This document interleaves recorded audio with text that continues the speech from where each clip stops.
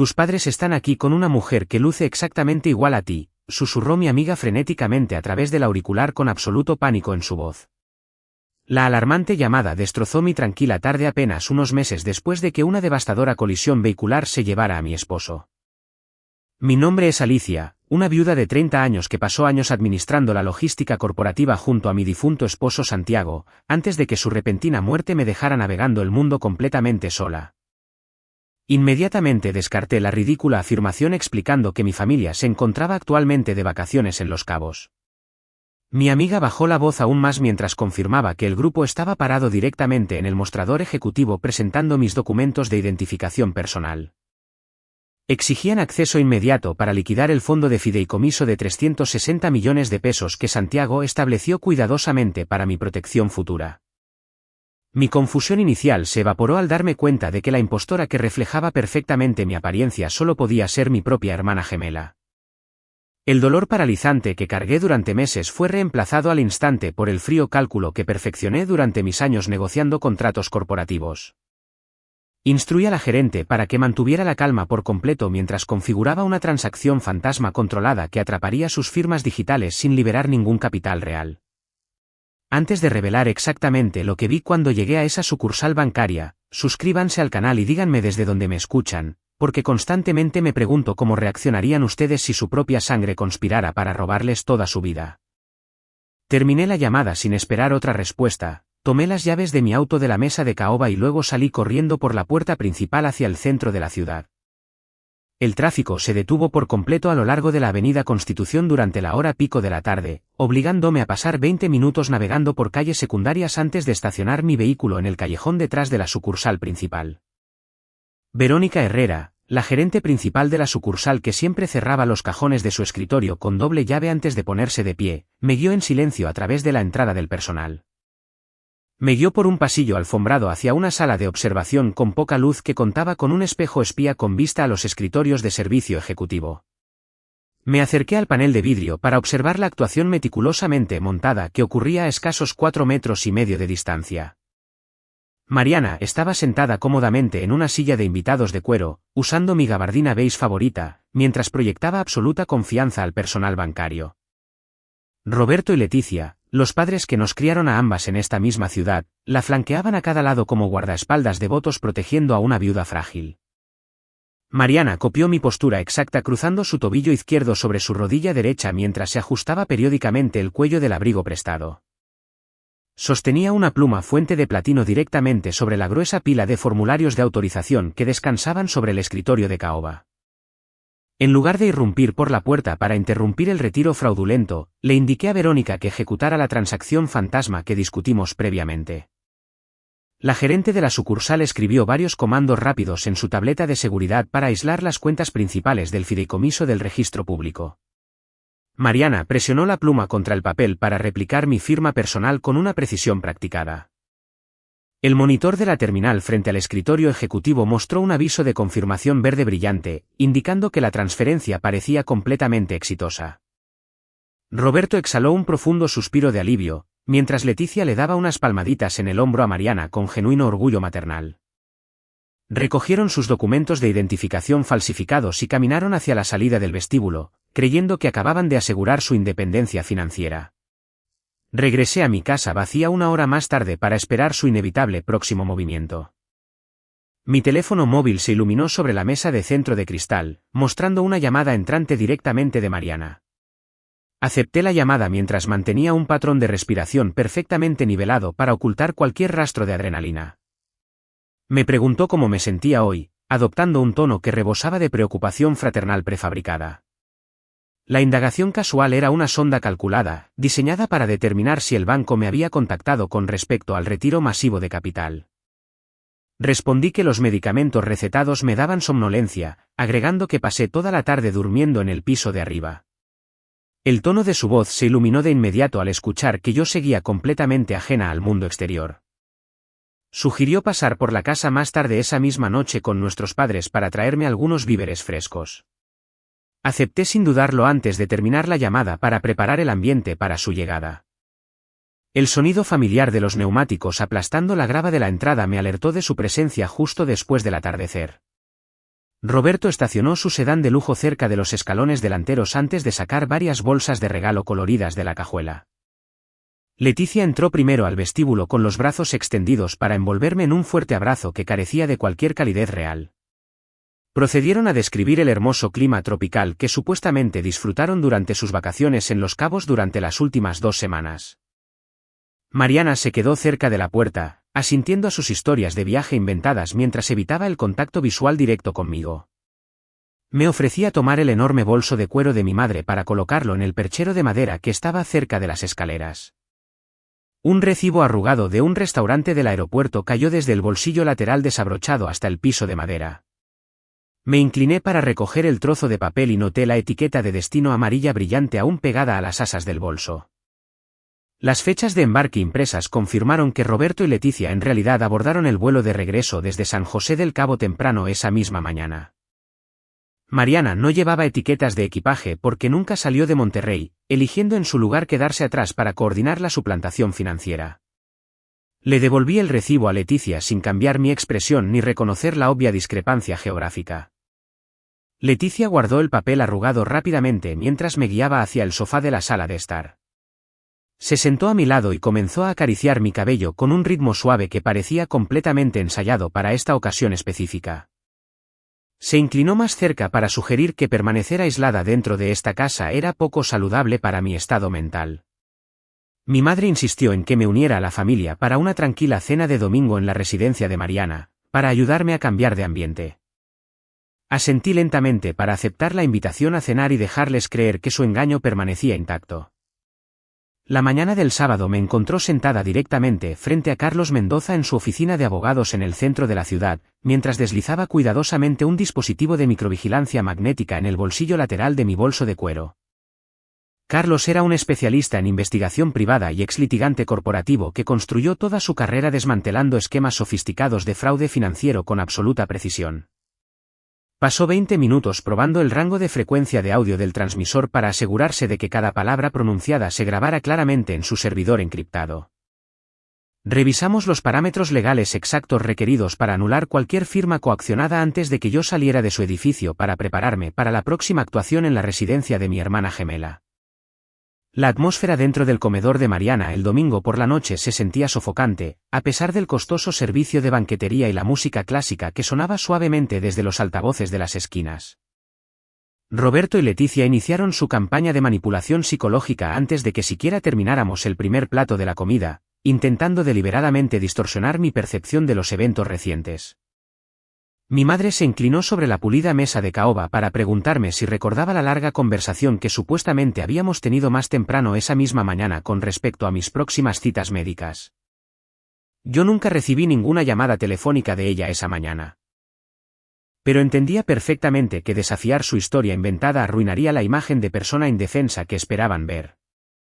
Abrí un poco los ojos mientras tartamudeaba una vaga disculpa sobre haber perdido la noción del tiempo últimamente debido a los fuertes medicamentos de la terapia de duelo. Roberto aprovechó mi fingida confusión de inmediato, expresando en voz alta su profunda preocupación por los efectos cognitivos persistentes de la conmoción cerebral severa que sufrí durante la trágica colisión. Sacudió la cabeza con simpatía mientras recordaba a todos los presentes que las lesiones cerebrales traumáticas a menudo causaban una grave degradación de la memoria y el deterioro de las habilidades para tomar decisiones con el paso del tiempo. Incluso inventó otro incidente afirmando que yo había dejado la puerta principal completamente abierta la noche anterior cuando él pasó por mi vecindario para revisar el perímetro. Mariana interpretó su papel a la perfección colocando su mano sobre la mía, adoptando una expresión facial llena de una lástima exagerada que me revolvió el estómago. La conversación se desvió predeciblemente hacia la enorme herencia cuando Roberto se agachó para recuperar un grueso maletín de cuero que descansaba junto a su silla. Extrajo una densa pila de documentos legales y los colocó sobre la mesa junto a mi plato, antes de explicar que las instituciones financieras estaban causando retrasos inesperados con respecto a la transferencia del patrimonio. Mi padre afirmó que el banco requería una cantidad excesiva de verificaciones adicionales porque administrar tal portafolio era simplemente demasiado complejo para que una viuda en duelo lo manejara sola. Presentó la documentación como un acuerdo de tutela temporal diseñado exclusivamente para permitirle sortear los obstáculos burocráticos en mi nombre. Roberto prometió que otorgarles la tutela legal sobre mis bienes aliviaría mi inmenso estrés, de modo que pudiera concentrarme por completo en recuperarme de mi trauma psicológico. Omitió deliberadamente el hecho de que firmar el documento le otorgaría el control total sobre mis propiedades inmobiliarias junto con cada una de las cuentas bancarias que contenían los fondos del fideicomiso. Necesitaban desesperadamente esta ruta legal alternativa porque la transacción fantasma controlada que establecí el viernes había congelado con éxito su intento inicial de robo directo. Me quedé mirando la línea de la firma en la petición de tutela mientras le ordenaba a mis manos que temblaran lo suficientemente violento como para hacer sonar los cubiertos que descansaban cerca de mi plato. Forcé mi respiración para volverse superficial y errática, y así imitar a la perfección los síntomas físicos de una mujer que experimenta un ataque de pánico severo bajo una presión abrumadora. Miré a Mariana con los ojos llenos de lágrimas para proyectar la imagen de una hermana destrozada que rogaba por orientación, mientras ella me ofrecía un asentimiento tranquilizador para fomentar mi obediencia. Leticia recogió una pesada pluma de plata de la mesa y me instó a que simplemente firmara en la parte inferior de la página para que la familia finalmente pudiera protegerme del cruel mundo exterior. Tartamudeé de manera incoherente sobre sentirme mareada mientras empujaba mi silla hacia atrás, separándome de la mesa con un movimiento torpe que pareció completamente accidental para los observadores. Mi mano derecha se extendió inestablemente sobre el mantel como si estuviera tratando desesperadamente de encontrar una superficie sólida para soportar mi equilibrio fallido. Extendí mi dedo índice lo suficiente para golpear con fuerza el tallo delgado de la copa de vino tinto llena, posicionada peligrosamente cerca del borde de la mesa del comedor. Mi muñeca se inclinó hacia un lado para lanzar todo el volumen del líquido rojo oscuro directamente sobre la costosa blusa de seda que llevaba mi madre. El comedor estalló en un caos inmediato antes de que la frágil copa de cristal siquiera golpeara el piso de madera y se hiciera añicos en docenas de piezas irregulares esparcidas por la alfombra. Leticia soltó un chillido agudo mientras se daba palmaditas frenéticas en la creciente mancha carmesí que arruinaba su ropa de diseñador, sin importarle los vidrios rotos cercanos. Roberto empujó su pesada silla de madera hacia atrás con suficiente fuerza para raspar las tablas pulidas del piso, mientras exigía a gritos que alguien trajera agua mineral de inmediato. Mariana corrió hacia el área culinaria adyacente para tomar un puñado de toallas de papel mientras gritaba instrucciones sobre la creciente confusión que resonaba por la gran casa. Utilicé la distracción precisa que había planeado dando un paso atrás alejándome de la mesa mientras tartamudeaba disculpas incoherentes sobre mis manos torpes fallando al agarrar la copa. Presioné las palmas de mis manos contra mis mejillas para proyectar terror absoluto con respecto a mis crecientes fallas cognitivas antes de excusarme para buscar paños húmedos en el baño de la planta baja. En lugar de caminar hacia el baño de visitas al final del pasillo, alteré mi camino en silencio hacia la puerta cerrada de caoba que conducía a la oficina privada en la casa de mi hermana gemela. Giré la perilla de latón sin hacer ruido antes de escabullirme dentro de la habitación oscura y cerrar la puerta firmemente a mis espaldas. La fachada de viuda asustada se evaporó al instante mientras mi respiración se desaceleraba a un ritmo constante, adecuado para extraer inteligencia vital dentro de un entorno hostil sin despertar ninguna sospecha. Me acerqué al escritorio minimalista de cristal posicionado cerca de la ventana para abrir el cajón principal de almacenamiento que contenía sus archivos de correspondencia física y registros comerciales confidenciales. El compartimento contenía cero evidencia de recibos de soborno torpes o libros contables criminales obvios que los conspiradores novatos pudieran dejar tontamente atrás para que los investigadores los descubrieran fácilmente. Encontré exactamente lo que anticipaba localizar al ojear cuidadosamente la gruesa pila de carpetas manila repletas de avisos finales de ejecución hipotecaria junto con agresivas cartas de cobranza. Los alarmantes documentos revelaron un colapso financiero catastrófico que presentaba múltiples estados de cuenta de préstamos corporativos vencidos, totalizando millones de pesos, que llevaban la garantía personal de pago de Mariana. Saqué mi teléfono móvil de mi bolsillo para capturar fotografías de alta resolución de cada una de las exigentes cartas, para establecer definitivamente el motivo financiero desesperado que impulsaba su esquema de suplantación de identidad. Mis nudillos rozaron accidentalmente el ratón óptico inalámbrico que descansaba junto a una pila de correos sin abrir en la lisa superficie de cristal mientras organizaba los documentos. La pantalla en reposo de la computadora portátil iluminó de inmediato el oscuro espacio de la oficina para revelar un cliente de correo electrónico activo dejado abierto durante la preparación de la cena. Un mensaje en borrador dirigido directamente a Roberto ocupaba el centro del monitor y contenía un documento digital altamente confidencial adjunto para su revisión final antes de ser enviado. Me incliné para examinar el archivo adjunto que mostraba una evaluación neurológica exhaustiva con mi nombre legal exacto junto a una firma falsificada perteneciente a un psiquiatra privado caído en desgracia. El informe médico fraudulento detallaba un deterioro cognitivo severo tras una colisión vehicular traumática, con el fin de declararme legalmente incapacitada de forma permanente sin requerir ninguna observación clínica real o prueba física. Planeaban enviar esta evidencia inventada al sistema judicial local para justificar que se le otorgara a Roberto el control absoluto sobre todo mi patrimonio. Levanté la lente de mi cámara nuevamente para fotografiar cuidadosamente la pantalla iluminada, capturando las direcciones de correo electrónico junto con las marcas de tiempo digitales y las conclusiones médicas fabricadas diseñadas para borrar mi independencia. La recopilación de evidencia digital proporcionó la ventaja exacta requerida para desmantelar su petición de tutela antes de que pudieran presentarla frente a un juez presidente durante una audiencia formal. Metí la mano en lo profundo del bolsillo lateral de mi bolso de cuero para recuperar el dispositivo de vigilancia magnética que Carlos me proporcionó más temprano esa mañana durante nuestra consulta legal estratégica. Me agaché debajo de la pesada silla de cuero de la oficina para presionar firmemente el diminuto transmisor metálico contra el marco base de acero, donde permaneció completamente oculto de la vista casual. Alisé mi ropa mientras revisaba 2 veces la disposición del escritorio para asegurarme de que cada carpeta de archivos descansara exactamente donde las descubrí originalmente, para evitar cualquier descubrimiento accidental. Giré la perilla de latón lentamente para salir de la oficina privada de regreso al pasillo principal poco iluminado mientras mantenía mi patrón de respiración compuesto. Jalé la sólida puerta de madera para cerrarla hasta que el pestillo de metal hizo clic de forma segura en el marco, justo cuando el agudo sonido del tacón de diseñador de Mariana golpeaba el primer escalón de la escalera inferior.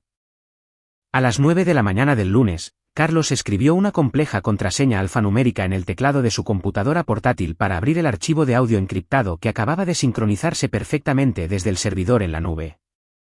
Nos sentamos en silencio uno frente al otro en su tranquila oficina del centro, escuchando atentamente cómo el software de línea de tiempo digital capturaba la conversación exacta en la que mi familia participó momentos después de mi salida táctica del comedor. La reproducción de audio comenzó con el inconfundible sonido de un vaso pesado siendo colocado sobre una superficie de madera, seguido por un suspiro profundamente frustrado que escapaba de los labios de mi padre. Roberto inmediatamente comenzó a quejarse amargamente sobre los imprevistos obstáculos legales que retrasaban su acceso inmediato a las enormes cuentas principales del patrimonio. Murmuró agresivamente respecto a cómo el terco administrador del fideicomiso todavía se negaba a autorizar los formularios finales de desembolso a pesar de su persistente presión diaria en la sucursal del banco local. Mariana respondió a su creciente frustración con un tono completamente distante que carecía de cualquier rastro de la falsa empatía que ella proyectaba continuamente mientras yo permanecía dentro de la habitación. Ella le ordenó con calma que dejara de preocuparse por los retrasos bancarios temporales, porque la fase final de su estrategia alternativa se activaría impecablemente dentro de 48 horas. Mi hermana gemela declaró con confianza que una vez que el médico seleccionado presentara la evaluación neurológica finalizada directamente al juez civil correspondiente la mañana del miércoles, la institución financiera no poseería absolutamente ningún fundamento legal para denegar su petición de tutela. Leticia intervino inmediatamente en la discusión estratégica para confirmar su contribución financiera específica a la creciente conspiración. Mientras el sonido tintineante de los platos de la cena resonaba claramente en el fondo, mi madre mencionó casualmente que ya había completado la transferencia electrónica que cubría los 900.000 pesos de la tarifa de consulta requerida por el profesional médico. Ninguno de mis traicioneros familiares utilizó explícitamente palabras de vocabulario peligroso como soborno, falsificación o fraude durante toda su discusión estratégica de 15 minutos con respecto a mi futuro designado. Hablaron completamente en el lenguaje corporativo esterilizado de tarifas administrativas y evaluaciones médicas, para aislarse de una posible exposición legal si alguien escuchaba sus planes por casualidad. Sin embargo, la siniestra implicación con respecto a su esfuerzo coordinado para borrar legalmente mi independencia para su propio beneficio financiero personal era completamente innegable para cualquiera que escuchara la grabación. Carlos pausó la grabación de audio tocando la barra espaciadora de su teclado antes de girar ligeramente el monitor de su computadora hacia mi dirección a través del pulido escritorio de madera, y soltó un resoplido audible. Explicó cuidadosamente que si bien la conversación capturada demostraba sus intenciones maliciosas más allá de toda duda razonable, una grabación de audio clandestina independiente rara vez satisfacía los rigurosos estándares probatorios requeridos por los investigadores financieros federales. Necesitaba construir una narrativa legal estructuralmente impenetrable para las autoridades, conectando sistemáticamente sus admisiones verbales con la documentación física de sus crímenes en curso. El experimentado litigante comenzó a ensamblar los diversos elementos de nuestra contraofensiva al organizar las fotografías de alta resolución que obtuve dentro de la oficina de la casa durante la cena. Vinculó los desesperados avisos de ejecución hipotecaria corporativa de Mariana directamente con la repentina urgencia que impulsaba a Roberto a incautar el enorme portafolio del fideicomiso antes del final del trimestre fiscal actual. La inminente bancarrota proporcionó el motivo financiero exacto necesario para explicar por qué una familia supuestamente amorosa intentaría repentinamente declarar mentalmente incompetente a una viuda rica en duelo. Luego, Carlos recuperó una unidad flash encriptada y segura, proporcionada directamente por Verónica, que contenía las imágenes de vigilancia con marcas de tiempo que capturaban a mi hermana gemela sentada en el escritorio ejecutivo de la sucursal mientras intentaba liquidar la herencia. Combinó la clara evidencia en vídeo con una copia digital del comprobante de retiro fraudulento que llevaba la firma meticulosamente copiada que ella ejecutó el viernes por la tarde. La innegable prueba visual de robo de identidad corroboraba perfectamente la extrema desesperación financiera descrita en las cartas de cobranza, junto con la conspiración médica detallada dentro de la grabación de audio. El puro volumen de evidencia convergente transformó su arrogante manipulación psicológica en un delito grave federal meticulosamente documentado. Trazó la secuencia cronológica precisa, demostrando cómo el fallido robo bancario desencadenó instantáneamente el plan de respaldo que involucraba al corrupto psiquiatra local y la solicitud de tutela. Carlos cerró la tapa de la computadora portátil con un clic físico definitivo antes de reunir los documentos probatorios impresos, junto con los dispositivos de almacenamiento digital esparcidos por su espacio de trabajo. Colocó el portafolio completo de evidencia legal irrefutable de forma ordenada dentro de su desgastado maletín de cuero para iniciar formalmente el proceso de cerco judicial contra mis familiares, sin darles ninguna oportunidad de escapar. Los pasillos del Tribunal Superior de Justicia de Nuevo León permanecieron significativamente más silenciosos de lo habitual durante las primeras horas de la tarde del martes. Carlos caminó con determinación hacia la ventanilla del secretario judicial, sosteniendo un sobremanila sellado que contenía nuestra petición formal para desestimar la tutela, a fin de iniciar nuestra contraofensiva legal. Presentó la pesada pila de documentos que contenía una exhaustiva evaluación médica independiente que completé de manera confidencial con un reputado neurólogo certificado más temprano esa mañana. La auténtica valoración clínica demostró definitivamente que mis funciones cognitivas permanecían perfectamente intactas, desmantelando de forma sistemática las conclusiones fraudulentas previamente compradas por mis padres. El secretario judicial selló la presentación de emergencia para asegurarse de que el juez presidente recibiera la documentación directamente en su despacho para revisar las flagrantes discrepancias entre el informe psiquiátrico fabricado que presentó mi familia, comparado con mis resultados clínicos verificables. Carlos despachó simultáneamente a un socio de confianza al otro lado de la ciudad para entregar la carpeta probatoria secundaria directamente a la sede de la Unidad de Delitos Financieros ubicada cerca del centro municipal. Los investigadores financieros especializados recibieron el expediente completo, que presentaba las imágenes de vigilancia del banco junto con el comprobante de retiro falsificado, estableciendo la prueba innegable del robo de identidad cometido por mi hermana gemela. Mi asesor legal se aseguró de que las autoridades poseyeran todos los componentes necesarios para asegurar órdenes de arresto inmediatas por delitos graves antes de que Roberto o Leticia siquiera se dieran cuenta de que su campaña de manipulación psicológica había fallado catastróficamente. La trampa legal invisible ahora estaba fuertemente apretada alrededor de toda su conspiración, sin requerir ninguna confrontación prematura que pudiera permitirles la oportunidad de destruir registros financieros confidenciales. La tranquila soledad de mi sala de estar se rompió más tarde esa noche cuando mi dispositivo móvil vibró sobre la mesa de centro de cristal, mostrando una llamada entrante de Mariana. Presioné el botón de aceptar, esperando otra actuación de empatía fraternal inventada, diseñada para monitorear mi supuesto deterioro psicológico antes de su planeada victoria en el tribunal. La dulzura prefabricada que mi hermana gemela había utilizado previamente como arma durante la cena del domingo, desapareció por completo de su tono de voz para revelar una corriente subyacente de desesperación agresiva. Mariana habló con un tono secamente autoritario, indicándome que visitara su sede corporativa a primera hora de la mañana siguiente para resolver un problema administrativo urgente con respecto a la herencia. Afirmó falsamente que el administrador principal del fideicomiso requería mi firma física en persona para verificar varios portafolios de activos complejos antes de que la institución financiera procesara la transferencia pendiente del patrimonio.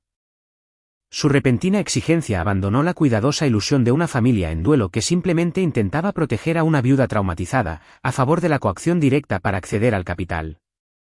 Comprendí de inmediato que mi hermana estaba orquestando su trampa final porque los ejecutivos bancarios se negaban a liberar los fondos solicitados utilizando únicamente su ángulo de tutela fraudulenta.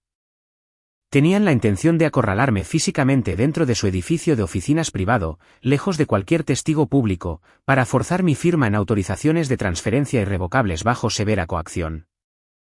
Respondí con un tono perfectamente dócil, confirmando mi asistencia a su instalación corporativa a la mañana siguiente para finalizar la documentación necesaria, antes de desconectar deliberadamente la conexión celular sin esperar su despedida.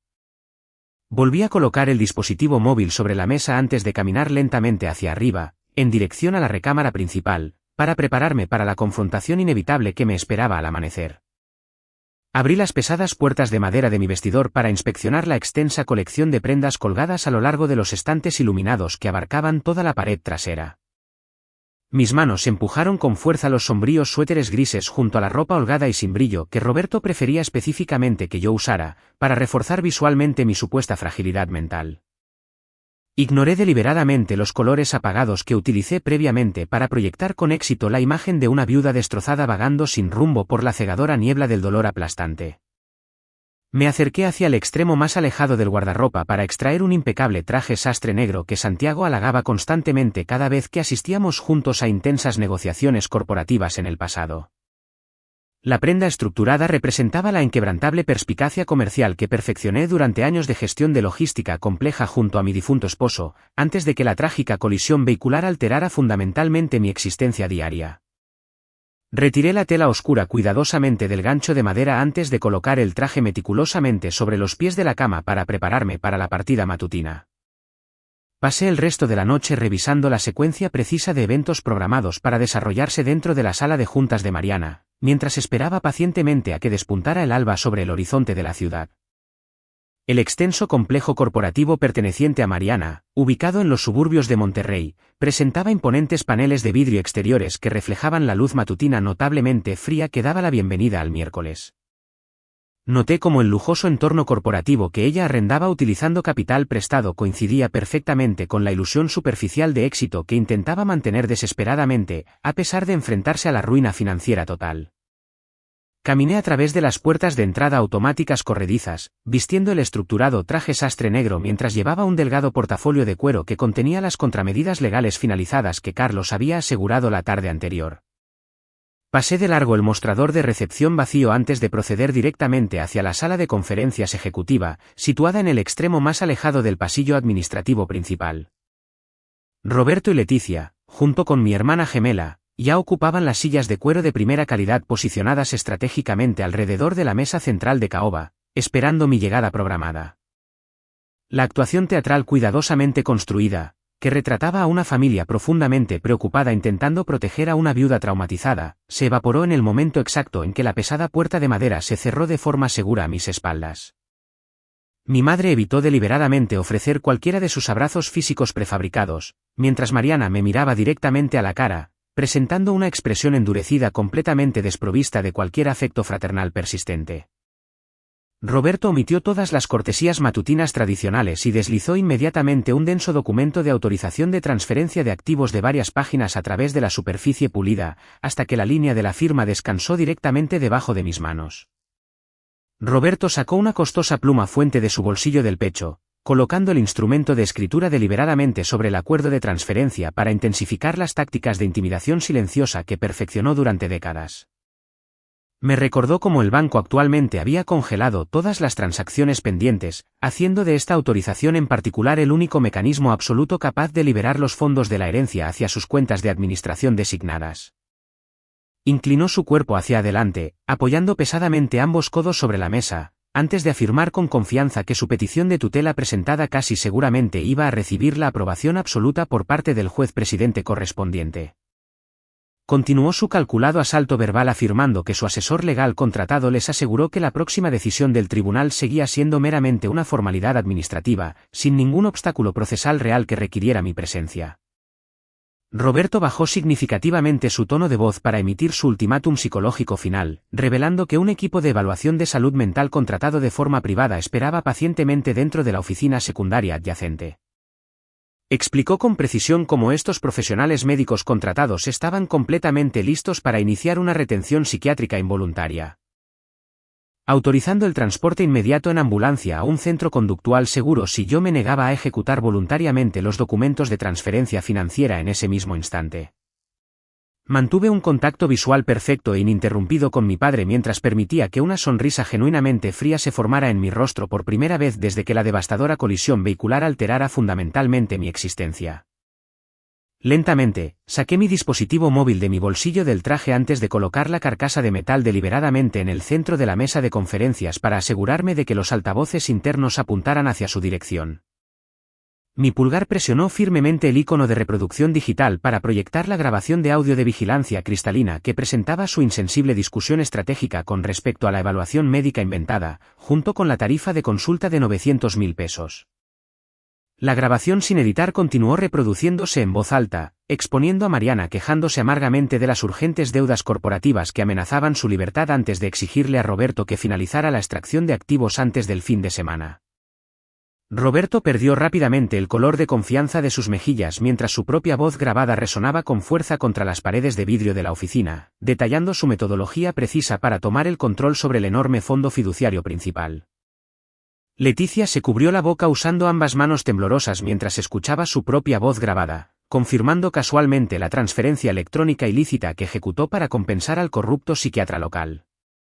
Mariana apretó los reposabrazos de su silla con suficiente fuerza para que sus nudillos se volvieran completamente blancos.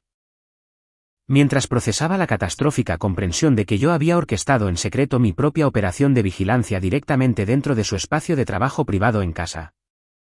Apretó la mandíbula con fuerza mientras sus ojos se movían frenéticamente por la habitación, intentando formular un plan de escape de emergencia para salvar los millones de pesos que necesitaba desesperadamente para evitar su inminente bancarrota.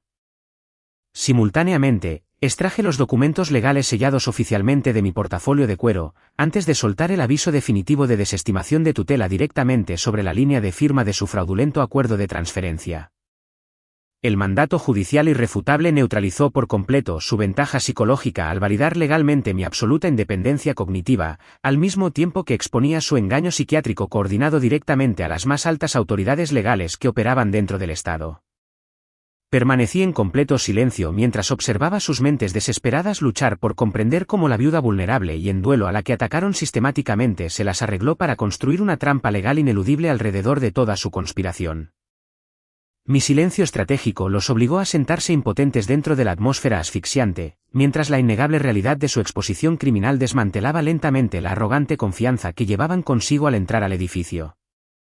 La abrumadora arrogancia que previamente endurecía las expresiones faciales de los tres traicioneros familiares se hizo añicos al instante en un terror absolutamente paralizante en el momento exacto en que la manija de latón de la sala de conferencias giró con fuerza desde el pasillo exterior. Carlos cruzó con confianza el umbral de la sala de conferencias ejecutiva mientras mantenía su comportamiento profesional y compuesto, a medida que dos investigadores especializados en delitos financieros lo seguían de cerca junto a 4 oficiales de policía uniformados. El investigador principal inmediatamente levantó una gruesa pila de documentos judiciales oficiales mientras proyectaba su voz dominante a través de la paralizada sala de juntas para leer oficialmente las órdenes de arresto por delitos graves de múltiples cargos.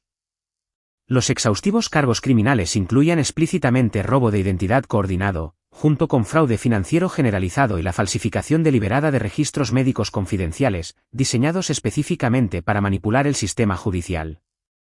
La abrumadora realidad de su catastrófico fracaso destruyó al instante la fachada de familia unida que mantuvieron cuidadosamente durante toda su conspiración criminal contra mi independencia. Leticia colapsó pesadamente sobre sus rodillas en la alfombra corporativa mientras extendía desesperadamente sus manos temblorosas hacia mis piernas, sollozando incontrolablemente sobre los lazos inquebrantables del amor maternal.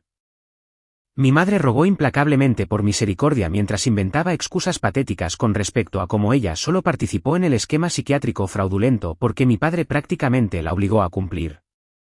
Roberto demostró de inmediato su verdadera naturaleza cobarde apuntando violentamente con su dedo índice directamente hacia mi hermana gemela, mientras negaba a gritos cualquier responsabilidad personal por el elaborado engaño financiero.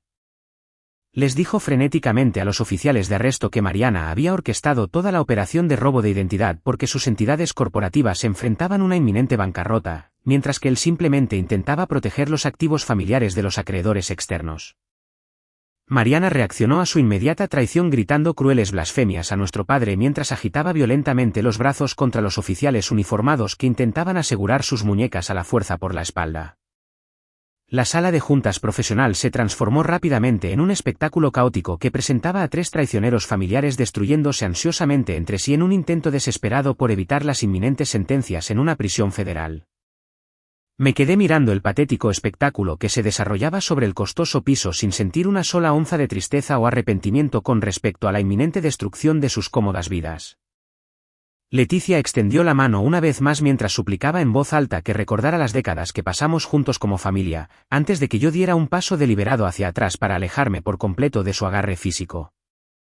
Miré directamente a sus ojos llorosos antes de afirmar con absoluta y escalofriante claridad que ellos cortaron voluntariamente nuestra conexión biológica en el momento exacto en que utilizaron la trágica muerte de mi esposo como arma para cavar una tumba financiera para mí. Le informé a Roberto que su codicia obsesiva finalmente le costó su libertad, mientras le recordaba a Mariana que su plan de robo de identidad solo aceleró su inevitable bancarrota corporativa. Le di la espalda a la escena caótica sin ofrecer ninguna explicación adicional ni aceptar ninguna de sus desesperadas disculpas.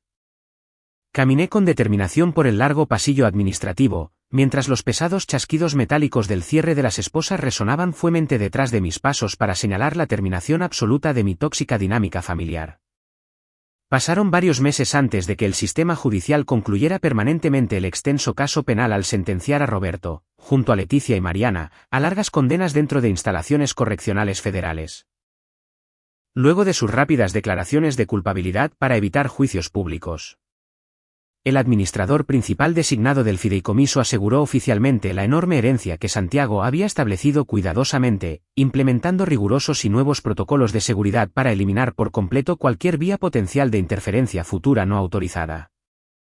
Pasé esos tranquilos meses de transición organizando meticulosamente la venta final de mi enorme residencia en Monterrey junto con otros activos físicos, para liquidar formalmente cada lazo restante que me anclara a los recuerdos corruptos de mi pasado traicionado. Me senté dentro de una estéril oficina de escrituración para firmar los documentos finales de transferencia de bienes raíces temprano un jueves por la mañana, antes de empacar mi equipaje en la cajuela de mi vehículo para comenzar mi reubicación geográfica. Incorporé mi auto a la carretera federal hacia el este, rumbo a una tranquila comunidad costera cerca del Golfo de México, para reconstruir mi existencia por completo bajo mis propios términos, sin mirar jamás por el espejo retrovisor. La devastadora traición ejecutada por mi propia sangre reformó fundamentalmente mi comprensión con respecto a la codicia humana. Porque la proximidad por nacimiento nunca garantiza una lealtad genuina cuando una enorme riqueza financiera se convierte en la principal motivación para la interacción. La verdadera supervivencia requiere el valor absoluto de reconocer cuando las personas que afirman protegerte en realidad están construyendo una sofisticada jaula legal, diseñada exclusivamente para consumir tus recursos y eliminar tu autonomía personal. A veces, el acto más vital de autoconservación exige cortar de forma permanente los tumores tóxicos disfrazados de familiares, antes de que su creciente corrupción pueda destruir el futuro pacífico que legítimamente te ganaste a través de la resiliencia.